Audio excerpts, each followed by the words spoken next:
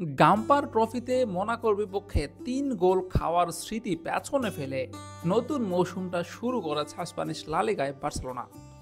নতুন মৌসুমের প্রথম ম্যাচে তারা ভ্যালেন্সিয়ার বিপক্ষে মুখোমুখি হয়েছিল এবং সেটা ছিল অ্যাওয়ে ম্যাচ। এই ম্যাচে লেভানদস্কির জোড়া গোলে ভ্যালেন্সিয়াকে ২-১ গোলে পরাজিত করে পূর্ণ ৩ পয়েন্ট নিয়ে মাঠ ছেড়েছে হানসি ফ্লিকের দলটি। ভ্যালেন্সিয়ার এবং বার্সেলোনার মধ্যকার এই ম্যাচের শুরুটা অবশ্য হয়েছিল একেবারেই অন্যরকম। ম্যাচের ৪৪ মিনিটে হুগো দুরো গোল করে ভ্যালেন্সিয়াকে লিড এনে দিয়েছিলেন। তবে লেভানদস্কি বিরতির ঠিক পূর্বে গোল করে বার্সেলোনাকে সমতায় ফেরান। ১-১ গোলে সমতা রেখেই বিরতিতে যায় ভ্যালেন্সিয়া এবং বার্সেলোনা।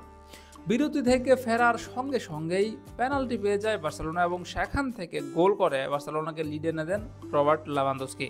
ম্যাচের ৪৯ মিনিটে এই পেনাল্টি থেকে গোলটি করেন তিনি। শেষ পর্যন্ত আর কোনো দল গোল না পেলে বার্সেলোনা ২-১ গোলে এগিয়ে থেকে ম্যাচটা শেষ করে।